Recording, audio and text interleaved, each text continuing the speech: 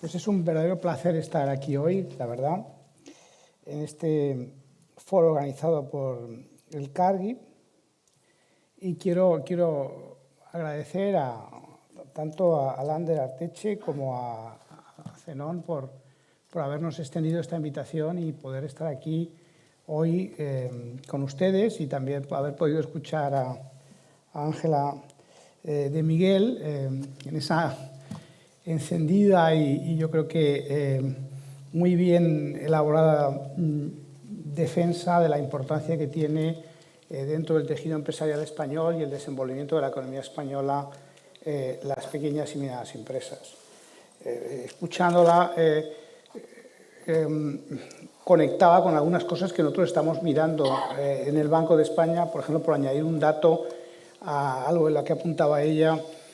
Nosotros hemos calculado que en el último año, en el año pasado, se han elaborado en España, sin contar la dimensión europea, que es de una densidad y complejidad adicional, pero por debajo, en lo que es en el ámbito estatal, el año pasado se elaboraron 12.000 normas solamente en un año, por los 3 niveles de las administraciones. Y efectivamente la densidad regulatoria y a la que se enfrentan las empresas es altísima, y además en muchos casos sin tener en cuenta un elemento mínimo de proporcionalidad entre lo que es el tamaño de la empresa y las exigencias de información, de reporting, de supervisión que tienen en distintos ámbitos. Este es un problema que tenemos identificado nosotros como un problema muy agudo, es un problema europeo, no solamente nacional, es un problema europeo. Todo lo que es la estrategia de simplificación a nivel europeo que ha puesto en marcha la Comisión Europea la estamos apoyando, y en el ámbito financiero, supervisor y regulatorio bancario y en general financiero, yo mismo con otros 3 gobernadores de los bancos centrales de Alemania, de Francia y de Italia, nos hemos dirigido por escrito a la Comisión Europea, a la comisaria Albuquerque, para insistirle que en el ámbito completamente nuestro hay también mucho margen de simplificación regulatoria en distintas instancias, y de hecho estamos trabajando desde el Eurosistema para que eso sea así. Nosotros queremos tener nuestra contribución a la simplificación, y en el propio Banco de España, en la parte que nos pueda tocar, porque nosotros también supervisamos a los bancos españoles y a las entidades, y también tenemos unas exigencias de reporting importantes. Hemos creado internamente nuestra propia grupo de trabajo interno en el Banco de España para ver cómo podemos nosotros también contribuir a la simplificación regulatoria. Me parece que este es un reto muy importante. No es el motivo de mi intervención, pero escuchando a Ángela, me ha parecido que tenía que adherirme a lo que ha planteado, porque ciertamente es un elemento que, además, cuando lo comparamos las empresas europeas con las de los otros países donde tenemos que competir, la desventaja competitiva que genera la enorme densidad regulatoria y normativa es ciertamente un hándicap con el que hay que contar. Pero bueno, yo venía a hablar del sistema financiero europeo, que es lo que me habéis pedido. Después tendremos una conversación y podremos discutir todo lo que os parezca. Voy a intentar ser muy preciso en lo que digo al respecto, porque estamos en un momento definitorio en que, si algo es relevante en el mundo, en Europa y en el ámbito económico, es la transformación. Una transformación profunda, acelerada y en muchos aspectos incierta. Y en este contexto, hablar del futuro del sistema financiero europeo no es un ejercicio teórico, es hablar de cómo vamos a financiar y sostener el crecimiento, la innovación y la cohesión social en Europa en las próximas décadas. Por eso creo que las reflexiones que me gustaría compartir con ustedes hoy son verdaderamente sustantivas y estratégicas. Estamos efectivamente en un entorno muy incierto. La fragmentación geopolítica, con la emergencia de bloques que compiten por la hegemonía tecnológica, comercial y militar, está socavando el orden multilateral que durante muchas décadas ha sido el soporte de la prosperidad europea. A ello se suma el aumento de la conflictividad bélica, que además de sus efectos trágicos, y todos tenemos presentes, tiene repercusiones evidentes sobre los flujos comerciales, las cadenas de valor y, por supuesto, el desenvolvimiento del sistema financiero internacional. Todo ello genera una gran incertidumbre. En este contexto, Europa, con importantes dependencias externas, energéticas, tecnológicas y financieras, ve acrecentada su vulnerabilidad. Si añadimos a esto un cambio tecnológico acelerado, liderado por Estados Unidos y China con modelos muy distintos pero muy eficaces, y una demografía en declive, la urgencia de una respuesta estratégica por Europa es evidente. Frente a este panorama de creciente complejidad e incertidumbre global, Europa necesita articular una respuesta estratégica que tiene que ser clara, ambiciosa y muy cohesionada. No se trata de levantar barreras ni de replegarse, sino de reforzar nuestra base económica y tecnológica para proyectarnos hacia adelante con mucha mayor solidez. Eso exige situar el mercado interno europeo en el centro de nuestra estrategia de crecimiento, impulsar decididamente la productividad, acelerar la transformación tecnológica y fortalecer nuestra soberanía económica y de defensa. Todos ellos son retos extraordinariamente ambiciosos, pero muy retadores. El eje vertebrador de esta agenda es, sin duda, la competitividad. Y para impulsarla de forma efectiva es imprescindible una acción coordinada de las instituciones europeas y los Estados miembros. Entre los elementos claves de esta agenda permiten destacar algunos. Como ya he dicho antes, el fortalecimiento del mercado interior, eliminando barreras que impiden a las empresas europeas crecer y ganar escala. Ciertas estimaciones recientes apuntan a que las propias barreras que los Estados miembros establecen entre ellos en el mercado interior europeo equivalen a un arancel por encima del 30%. La simplificación de los marcos regulatorios, como decía antes y he empezado mi intervención, que afectan tanto a las empresas. La coordinación de las políticas comerciales, industriales y de competencia, asegurando un marco que favorezca el desarrollo de sectores estratégicos. La política de competencia europea requiere repensársela completamente sobre bases mucho más modernas y de visión de medio plazo. Y el desarrollo de una industria de defensa robusta que contribuya a la autonomía estratégica de la Unión Europea. Y todo ello debe realizarse en un contexto en el que reforcemos los mecanismos de financiación eficiente, resiliente, diversificada. En este esfuerzo, la inversión pública desempeña un papel esencial. Permite dotar al continente de infraestructuras y bienes públicos necesarios para esa transformación y también movilizar inversión privada y generar un efecto multiplicador sobre el conjunto de la economía. En particular, los bienes públicos de escala europea, como las redes energéticas transfronterizas, las plataformas digitales comunes, las gigafactorías de inteligencia artificial que están ahora desarrollándose, las factorías de AI o las capacidades de defensa, son todos ellos elementos en los que hay que trabajar mucho para que se desarrollen con plenitud.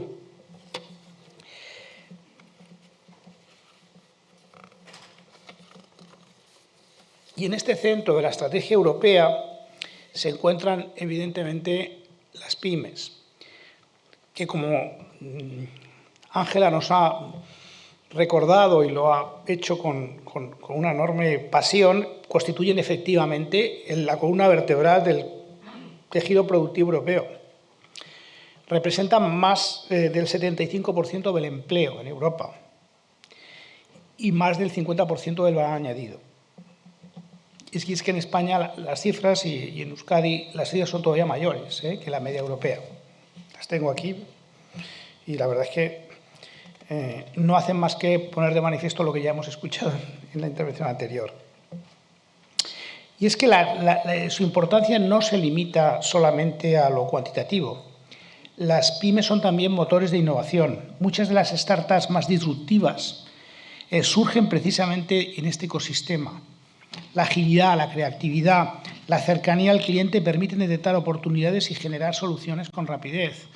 Todos conocemos en nuestros entornos casos de personas verdaderamente innovadoras que con muy pocos recursos arrancan y después lo que necesitan es, y lo oíamos antes por el director general del Cargi, necesitaban en un momento determinado, también lo ha dicho Ángela, que les apoyen, que les complementen a partir de una idea innovadora, de un concepto que tienen bien. Ahí es donde surgen las ideas, surgen los proyectos, pero después la escalabilidad de esto es siempre un reto y ahí es donde tenemos grandes deficiencias.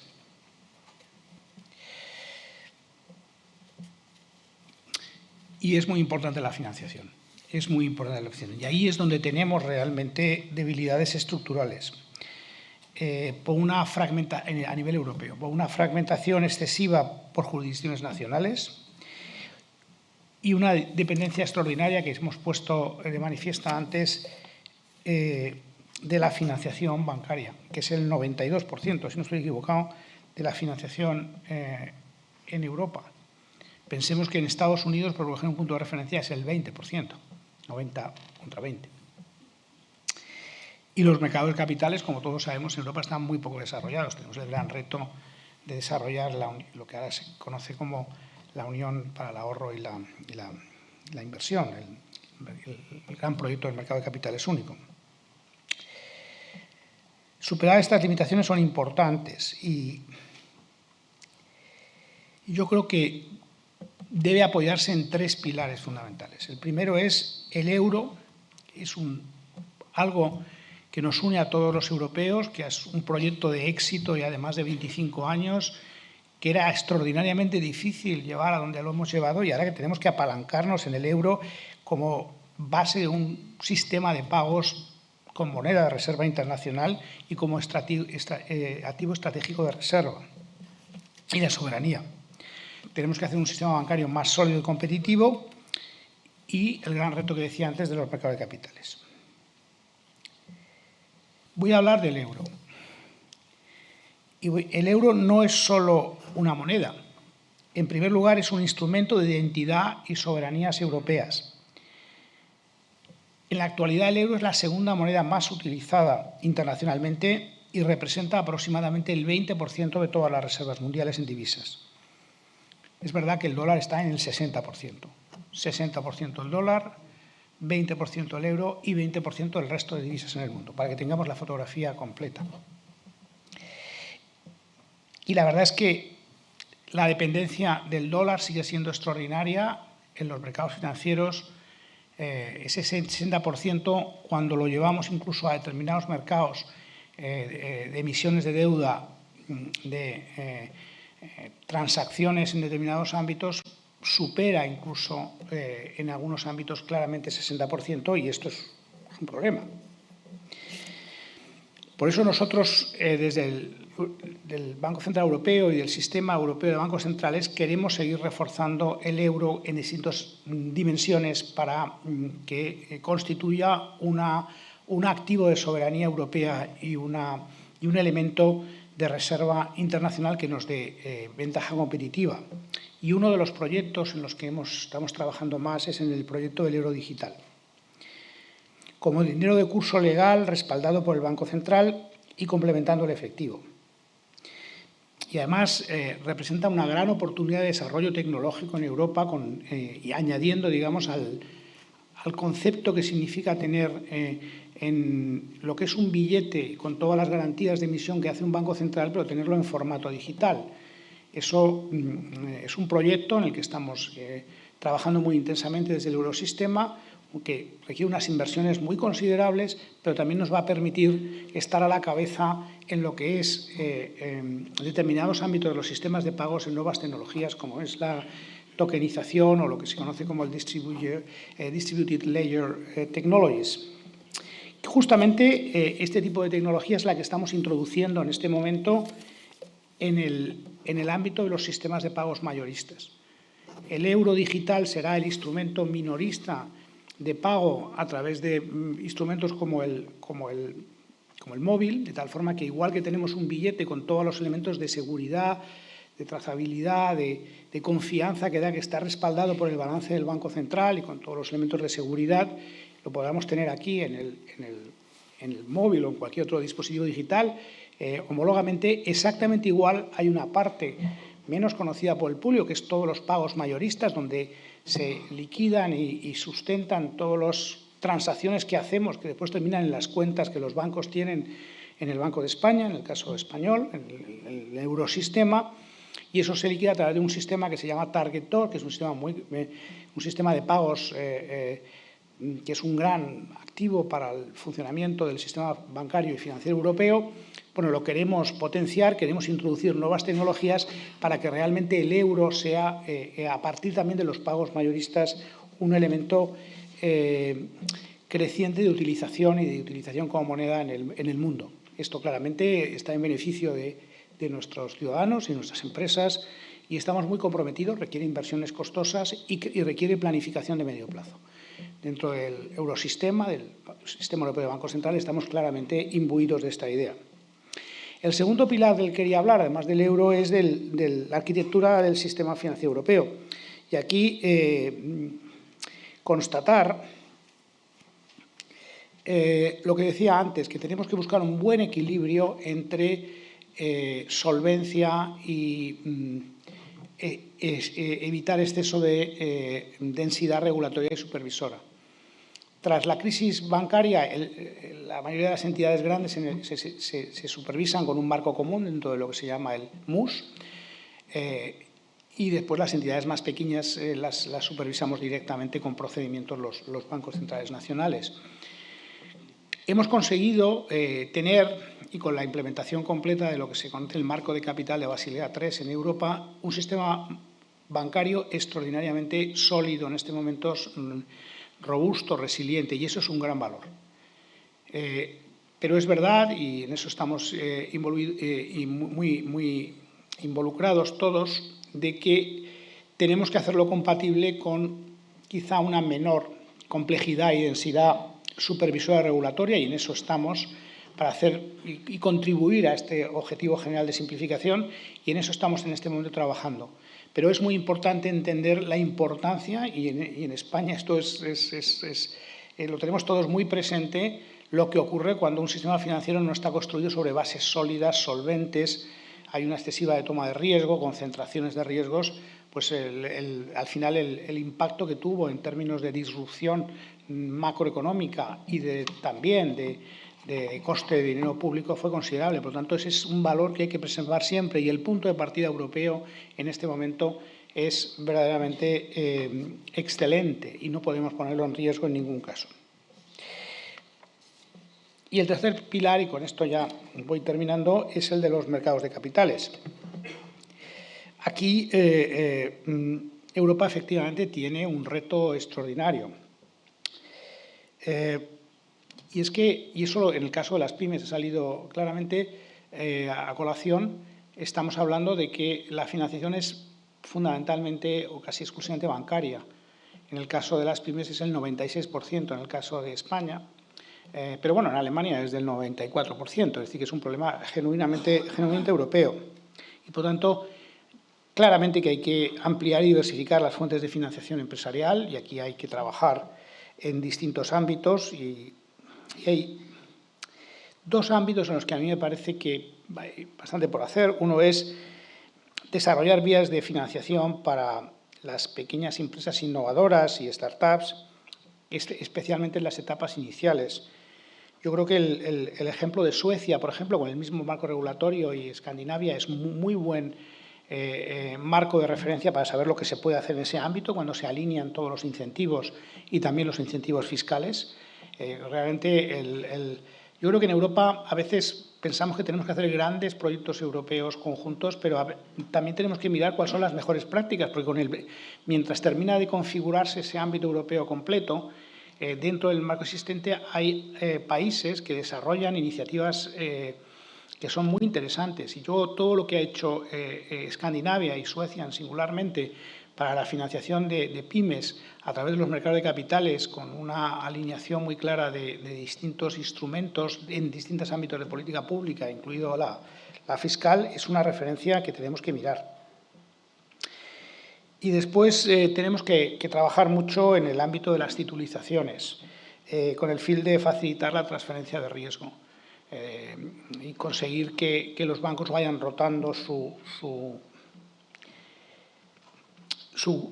cartera para poder generar más crédito y que los mercados de capitales asuman el riesgo tomado y eso permite una mayor agilización de los procesos de financiación. Nosotros estamos trabajando en eso, tenemos una contribución, supervisamos las titulizaciones y vemos mucho margen y estamos en iniciativas europeas para conseguir que esto sea así.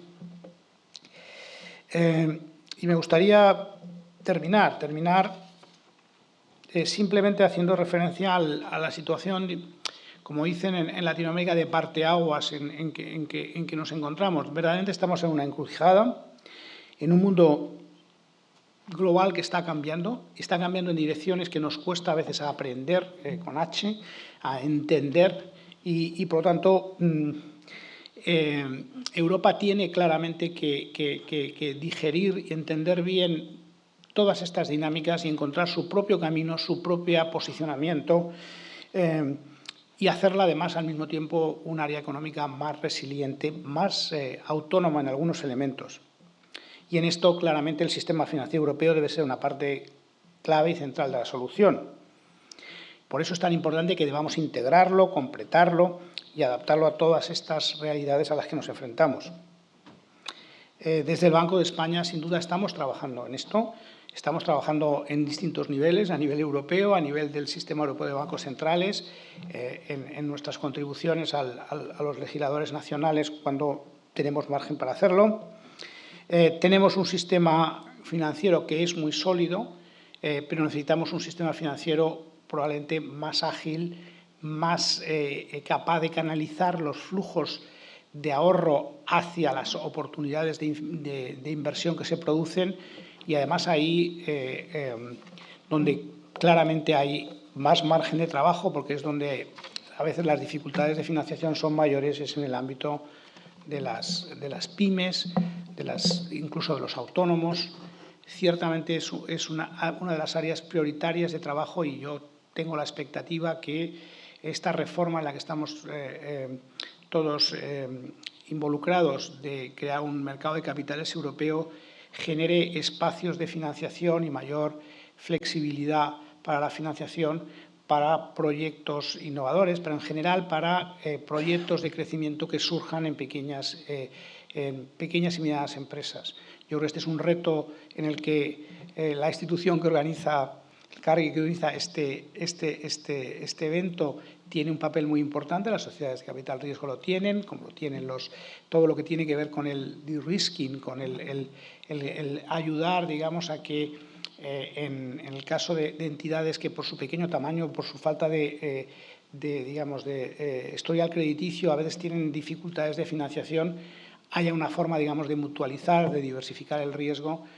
Me parece que este es un elemento central que tiene un papel muy importante y por eso, pues, desde el Banco de España, que además supervisamos las entidades de garantía recíproca, animamos a seguir avanzando y lo que hoy hemos oído, lo que hemos estado viendo estos días sobre la labor del Cargi me parece verdaderamente muy meritoria, es el camino a seguir y tienen todo nuestro apoyo.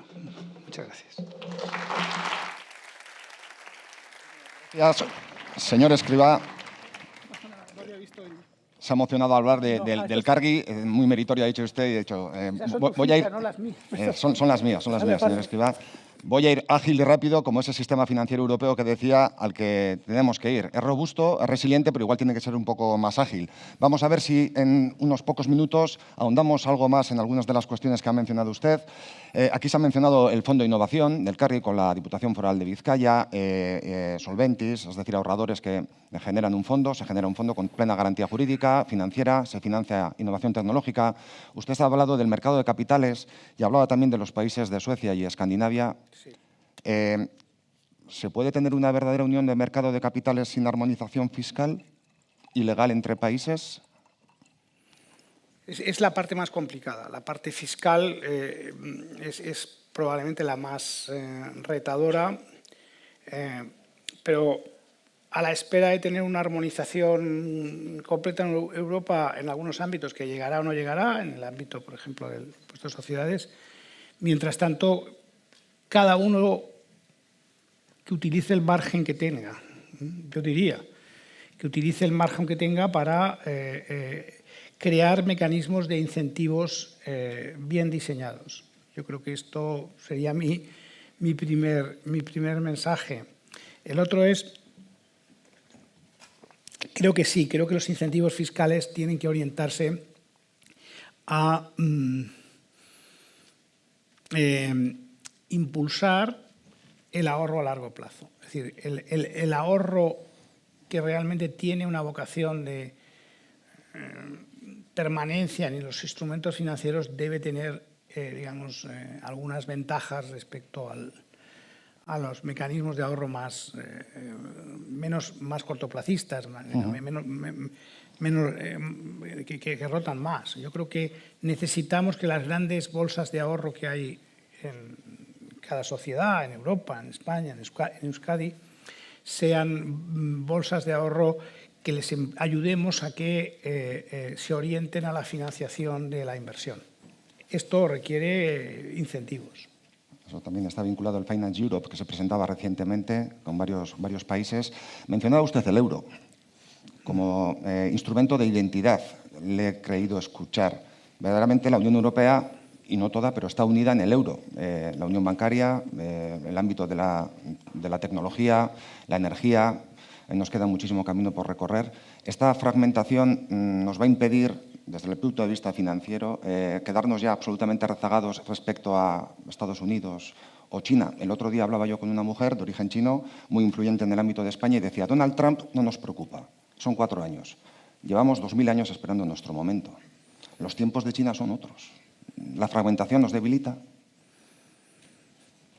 Bueno, en Europa tenemos, efectivamente, he puesto algunas cifras, tenemos un mercado único que no es único. Es decir, que todavía tiene un nivel de fragmentación muy grande en ámbitos como, por ejemplo, el ámbito laboral, en muchísimas regulaciones que hemos creado muchas normas a nivel europeo que después, por las razones que sea, tienen el proceso de transposición a nivel nacional, hay márgenes de discrecionalidad que generan espacios de fragmentación. Por tanto, el margen es... Yo creo que la Comisión Europea, esta Comisión Europea, por lo que yo he podido comprobar y percibir, tiene claro bien el diagnóstico. La simplificación que hablábamos antes regulatoria tiene mucho que ver con esto, pero es verdad que se han creado normas que generan después desarrollos nacionales que no ayudan, digamos, a tener la escala suficiente de funcionamiento en un mercado único. Esto es así. Pero el problema no es el euro. Es decir, si hay algo genuinamente europeo donde no hay ninguna segmentación es en el uso de la moneda. De hecho, sinceramente, es el gran éxito europeo porque realmente no hay ninguna segmentación. Es decir, nosotros, si hay algo que funciona, yo creo, de una forma muy homogénea, es el sistema europeo de bancos centrales. Nosotros somos quienes distribuimos los billetes en España, el Banco de España, pero lo hacemos con patrones, sistemas, conductas, protocolos, estándares absolutamente comunes a nivel del sistema europeo de bancos centrales. El sistema de pagos, por ejemplo, al que me decía antes. Es decir, el Banco Central Europeo no tiene capacidad operacional. Realmente las cuentas y la instrumentación de la política monetaria europea la hacemos en los bancos centrales nacionales, pero lo hacemos de una forma absolutamente coordinada, con los mismos estándares. No se nota que cuando un banco está operando en Alemania o está operando en España, porque nos aseguramos de que eso sea así. Yo creo que no somos suficientemente conscientes en Europa del éxito que es el euro como moneda y el que sea un medio de pago único y que haya una política monetaria única, que fijemos los tipos de interés para toda el área del euro y que nos aprovechemos realmente del área de estabilidad que supone. Si tenemos los tipos de interés en este momento en Europa en el 2%, eso en gran medida es porque hemos conseguido reducir la inflación de forma muy rápida y tener un área económica que en lo que es estabilidad macroeconómica, el crecimiento tiene que ver con la productividad, tiene que ver con otros temas, pero en lo que es estabilidad macroeconómica es difícil encontrar un área en el mundo más solvente. Antes hablaba, mencionando el euro. Es un activo. Hablaba usted del euro digital, lo ha mencionado. ¿Para cuándo puede ser una realidad? Porque decía también, hablar del sistema financiero europeo y de su futuro no es teoría. ¿Para cuándo puede ser una realidad el euro digital y si podría, de alguna manera, coayudar a ir evitando la fragmentación? El euro digital lo que pretende es lo siguiente. Primero, en términos de calendario, dependemos todavía de un reglamento europeo que tiene que a ver si conseguimos que ya arranque con la presidencia danesa que acaba de empezar y tenerlo lo antes posible, pero yo creo que puede ser una realidad, digamos, al final de esta década, más o menos. Yo diría que son calendarios.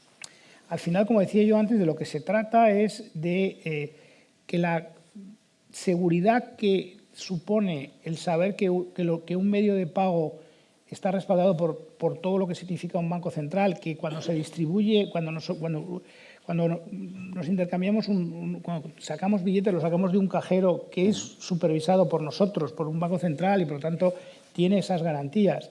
Saber que cuando hacemos transacciones bancarias se liquidan en un sistema, como decía antes, que es dinero del Banco Central en cuentas del Banco Central. Todo eso da una enorme seguridad, una enorme tranquilidad a los ciudadanos en algo tan importante como sus medios de pago y las formas de hacer transacciones de todo tipo. En un mundo en el que ahora pues hay innovaciones en lo que llamamos criptomonedas, etcétera, es más importante que nunca que desde los bancos centrales generemos las tecnologías y los instrumentos en formato digital que tengan las mismas garantías que tienen la moneda física o los pagos entre bancos en las cuentas que se liquidan en el Banco Central. Ese es el objetivo del euro digital, dar esa capacidad a los ciudadanos europeos y a los ciudadanos del mundo tenerlo en euros. Y creemos que eso debe hacerse desde los bancos centrales. Nos genera muchas dudas y es muy arriesgado que esto sea una iniciativa puramente privada. Cambiando de tema, has hablado mucho de la burocracia, probablemente excesiva burocracia desde la perspectiva de las pymes, lo mencionaba Ángela de Miguel también. Usted, digamos, estamos alineados todos en este sentido. Le pregunto por las entidades financieras. ¿Es sostenible seguir manteniendo, hablando de escala, las mismas exigencias regulatorias para bancos sistémicos y otros que nos pueden acompañar aquí y no lo son? Yo creo que hay que graduar. De hecho, ya hay cierta graduación, ¿no? Si uno es sistémico, si es sistémico global, si es sistémico a nivel europeo, a nivel español, eso tiene una cierta gradación en términos de requerimientos de capital y requerimientos de información. El equipo ya por ponerlo en términos de números, el equipo de inspectores que supervisa a una entidad global, y en España tenemos alguna, puede ser de 60 inspectores, equipo de 60 personas, inspectores, que la mayoría son del Banco de España, que están realmente solamente dedicados a asegurarse de que ese banco funciona con elementos de solvencia y de asunción de riesgos en línea con los estándares que nosotros fijamos. Y una entidad, digamos, más pequeña, pues tiene a lo mejor un equipo de 4 o 5. ¿No? Quiere decir que esto, por ponerlo en realizar. Dicho esto, más allá de la densidad supervisora o no, es verdad que en términos de reporting, en términos de información que se les pide, de circulares que tenemos que tienen que cumplir, lo que llamamos los 3 niveles en Europa, hay un nivel que es el nivel de reglamento europeo, después la Autoridad Bancaria Europea emite a su vez y después nosotros emitimos circulares. Cuando uno mira toda esa información en su conjunto, y un poco es lo que decía Ángela, pero aplicado al sistema bancario, no hay suficiente proporcionalidad. Se pueden introducir muchos elementos de proporcionalidad que todavía diferencien más, digamos, lo que exigimos a cada entidad en función del grado de complejidad con la que se desenvuelven. Y ha hablado de la agilidad, digo, han mencionado Basilea III, MREL, digamos, la normativa que nos dotamos para la gestión del riesgo. Ahí somos robustos, es un sistema potente y resiliente, pero a las empresas no cotizadas, a las pymes, les penaliza esto para el acceso a la financiación.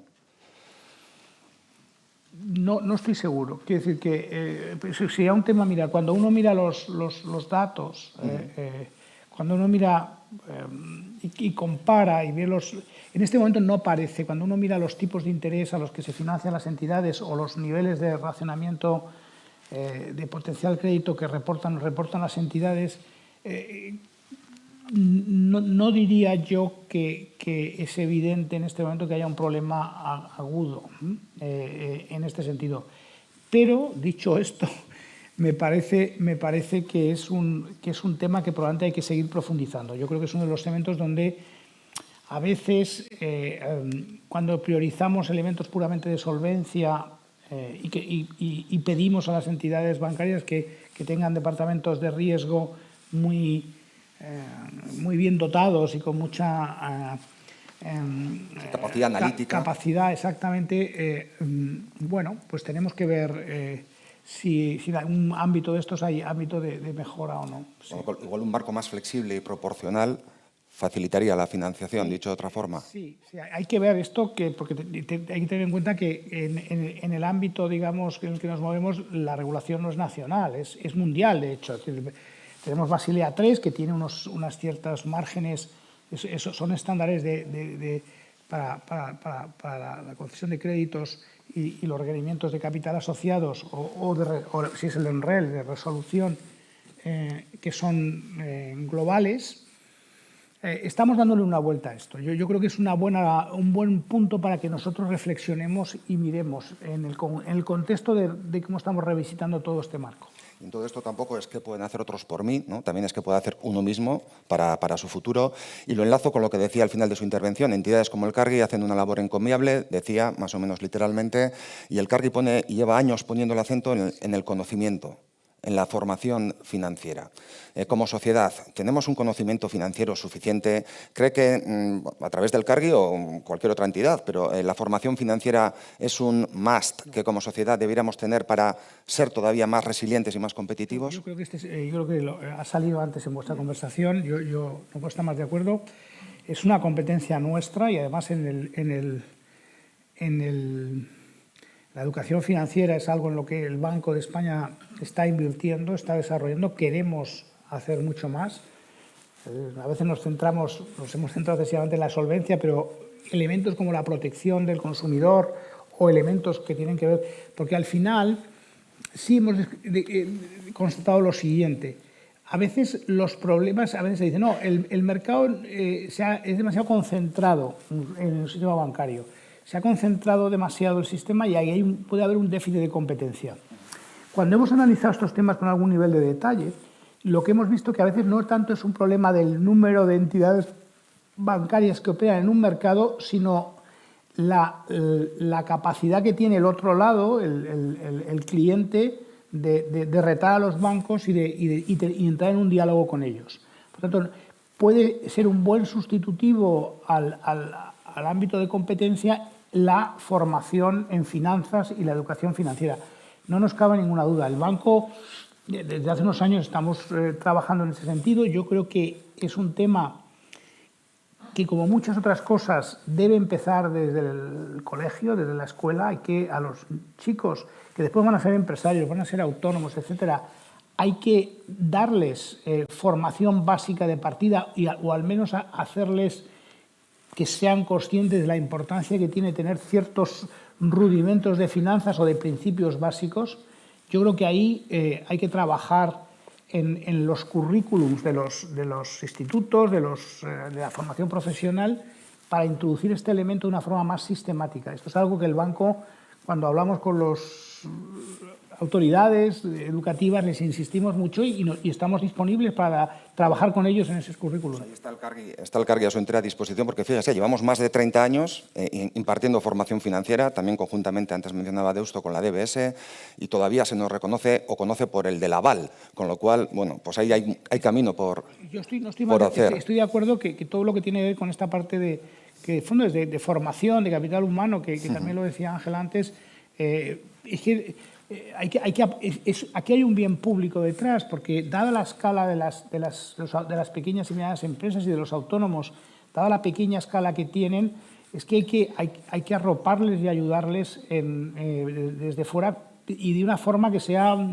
orientada a resultados, ¿no? O sea, hay que ser práctico en este sentido. Y en este contexto en el que la financiación bancaria, y más estando en Bilbao, es fundamental y no lo vamos a negar, ¿qué papel pueden jugar entidades como el Cargi u otras como el IVF o el Instituto de Crédito Oficial en este crecimiento de la necesidad de financiación para las pymes? ¿Qué papel juegan entidades de este estilo, en su opinión? Yo creo que lo que hay que hacer es, me da la sensación de que en este ámbito hay distintas instancias e iniciativas en distintas administraciones, en distintas entidades como vosotros. A veces la sensación que yo tengo es que conviene coordinar esfuerzos más. Es decir, dado que al final de lo que se trata es de generar, digamos, un marco de referencia donde las pymes, en este caso, puedan tener, pueda diluirse el riesgo desde el punto de vista del financiador último o canalizar flujos de ahorro, a veces yo tengo la sensación de que hay que unar esfuerzos en iniciativas. Hay muchas iniciativas, distintas iniciativas, pero necesitamos concentrar el fuego, si se puede decir así. Vamos terminando ya porque nos estamos saliendo del horario y no nos suele gustar esto en el Carri, pero teniéndole a usted aquí, dos últimas preguntas. Se ha hablado del euro digital, pero no hemos hablado de la inteligencia artificial, o al menos yo no le he preguntado. ¿Qué papel va a jugar la IA, que probablemente sea el término que más estamos usando todos en los últimos meses, en la estabilidad del sistema financiero, en la supervisión del sistema financiero? ¿Cómo lo ve? Bueno, todos, yo creo que cualquier empresa que profundice en las posibilidades que ofrece la inteligencia artificial para sus distintas funciones, llega a la conclusión de que hay muchísimo margen de mejora, de mejorar los procesos o generar ganancias de productividad. O sea, yo nos doy un ejemplo simplemente interno. Nosotros en el Banco de España hemos puesto la incorporación de inteligencia artificial como un elemento central de todas las funciones del banco. No se trata de introducirlo en el departamento de informática o introducirlo en un caso de uso aquí y allá. De lo que se trata es de hacer verdaderamente una transformación para que realmente la inteligencia artificial sea verdaderamente, digamos, los frutos que generan en términos de ganancias de productividad se materialicen de una forma rápida y sustantiva, requieren una transformación interna y un cambio cultural en las entidades. Nosotros lo que hemos hecho en el Banco de España es utilizar que las herramientas de inteligencia artificial más fácilmente disponibles ya para todo el mundo, las tenga acceso todos los empleados del banco. Hemos hecho una encuesta recientemente y en pocos meses lo que nos reportan es que el ahorro en tiempo semanal ya es significativo. Más de 800 personas nos han hecho esa constatación de los utilizados. Por lo tanto, estamos viendo que con poco, pero digamos moviendo toda la organización en ese sentido, se hacen ganancias. Primera observación sobre inteligencia artificial. Segunda observación que tiene ya más que ver con el ámbito nuestro. Nosotros vamos a ser la entidad, digamos, de supervisión de los modelos de inteligencia artificial, lo que se llama la entidad de vigilancia de mercado de los instrumentos de inteligencia artificial en el ámbito bancario, sobre todo lo que son los modelos de alto riesgo. Aquí, si realmente aplicamos bien el Reglamento Europeo de Inteligencia Artificial, en principio lo que no es de alto riesgo y lo que es de alto riesgo está en un anejo bien determinado, depende de cada entidad, de cada empresa, de cada entidad bancaria en este caso, el qué uso hace de ellos y hay una autorregulación. En ese sentido, no es mal ejemplo de lo que debería ser. Lo que ha identificado el Reglamento de Inteligencia Artificial en Europa es lo que se llama casos de alto riesgo y los casos prohibidos. Hay cosas que no se pueden hacer directamente. ¿Qué? En el ámbito bancario, los casos de alto riesgo que se pueden hacer, pero requieren de una vigilancia especial de los modelos que se utilizan, fundamentalmente se concentran en una única cuestión, y es aquellos elementos de scoring que realmente ranqueen a las personas y decidan si se le da un crédito, no a las empresas no están sometidas a ese requerimiento, sino a personas individuales, a individuos. Esto es un modelo de alto riesgo, tanto en el ámbito del crédito bancario como en el ámbito de seguros, de las compañías de seguros. Es decir, entonces estos modelos habrá que mirarlos con mucho cuidado y con mucha atención, porque claro, toman decisiones sobre las personas sin la intervención de un humano y pueden tener implicaciones claramente. Y después hay usos simplemente prohibidos que están claros, que no queremos en Europa y que en otros sitios se utilizan, que son muy intrusivos con los derechos humanos. Esto está claro. Termino. Hemos hablado mucho, por cierto, le voy a permitir que esté un segundo más conmigo, de este Fondo de Innovación, y a mí se me ha olvidado decir, me van a permitir todos ustedes, que el Fondo de Innovación del Cargui, con la Diputación Foral de Vizcaya, es al 3,04 a 5 años y hasta 1,5 millones para procesos de innovación tecnológica. Digo, hablando de financiación, había que dar el dato. Termino con una última cuestión, señor Escrivá. No, quiero decir que este es el tipo de instrumentos que necesitamos. Es decir, porque el fondo es canalizar ahorro privado minorista, correcto, hacia proyectos innovadores y de largo plazo con un incentivo fiscal y un apoyo de las autoridades. Es que este es el modelo, es enhorabuena. Sí, bueno, sí. Pues ese es el futuro que nos marca aquí. Y hablando de futuro, el Banco Central Europeo parece que ha dado su visión, el Gobierno de España parece que también.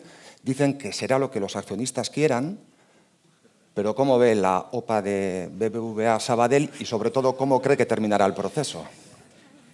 Bueno, pues lo que los accionistas quieren. Pero este es un ámbito en el cual ya sí puedo decir lo siguiente, como supervisor y regulador bancario. El proceso está durando demasiado tiempo. Es decir, como tenemos un modelo en el cual distintas instancias intervienen en distintos momentos del tiempo, y primero intervenimos nosotros, el Banco de España y el Banco Central Europeo, para constatar si había algún problema de solvencia o reputacional, y eso ya pasó. Después entra la autoridad de competencia, que en España es la CNMC, y que pasó por distintas fases. Después en el marco español hay elementos de interés general que tienen que evaluarse. Hemos pasado, yo durante todo este periodo, nosotros ya nos pronunciamos muy al principio, hace un año ya que nos pronunciamos nosotros, cuando han estado, digamos, otras autoridades y otras instancias en su momento procesal, yo la verdad es que nosotros no tenemos, nos hemos inhibido completamente de hacer ningún juicio. Pero ahora el punto en el que estamos, que ahora, por cierto, entra una nueva institución, que es la CNMV, que es la que tiene que aprobar el folleto final para que los accionistas juzguen, y esto, vamos a ver, todavía se va a dilatar unos meses. Yo, mirando todo el periodo, lo que concluyo es, para un proceso de esta naturaleza, donde tiene que haber garantías, tiene que haber evaluaciones, etcétera, más de un año es un periodo demasiado largo, visto desde el ámbito de un supervisor que lo que está esperando es que las entidades estén, digamos, con una visión de largo plazo e involucradas, digamos, en lo que es su actividad regular. Con silencio y con esa última afirmación lo vamos a dejar. José Luis Escrivá, un auténtico placer y gracias por haber estado con nosotros en Finanza. Gracias. Le voy a pedir que permanezca un segundo con nosotros. Gracias al gobernador del Banco de España. Le voy a pedir que permanezca un segundo con nosotros porque sacaremos a continuación una foto de familia. Todas y todos están invitados al Café Bistró a poder tomar un café a continuación. Y sin más, solemos decir siempre en Finanza que nos seguiremos viendo, escuchando y sobre todo mañana en el periódico leyendo, solemos decir.